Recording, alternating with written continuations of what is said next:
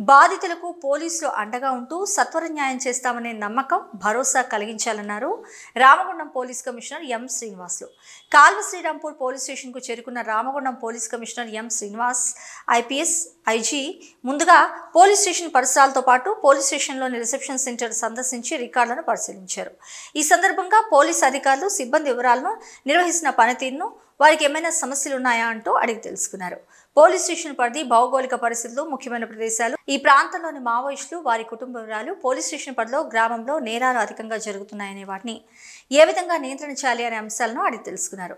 Police స్టేషన్కి వచ్చే ఫిర్యాదుదారులతో మర్యాదగా ప్రవర్తిస్తూ కేసుకు సంబంధించిన వివరాలను అడిగి తెలుసుకుని జాప్యం జరగకుండా పరిష్కరించాలని సూచించారు. బాధితులకు పోలీసులు అండగా ఉంటూ సత్వర న్యాయం చేస్తారనే నమ్మకం భరోసా కల్పించే విధంగా ప్రవర్తించాలన్నారు. పోలీస్ సిబ్బంది ప్రతి ఒక్కరూ బాధ్యతాయుతంగా ఉంటూ తమ తమ విధుల్లో క్రమశిక్షణతో నిర్వహించాలని వెల్లడించారు. లా అండ్ ఆర్డర్ సమస్యలపై పెండింగ్లో ఉన్న కేసుల వివరాలు తెలుసుకుని త్వరితగతిన పూర్తి చేయాలని అధికారులకు ఆదేశాలు ఇవ్వడం జరిగింది. పోలీస్ స్టేషన్ పరిధిలో విజువల్ పోలీసింగ్ నిర్వహించాలని, బీట్లు, పెట్రోలింగ్ పకడ్బందీగా నిర్వహిస్తూ నేరాలను నియంత్రణ చేయాలని ఆదేశాలు జారీ చేయడం జరిగింది.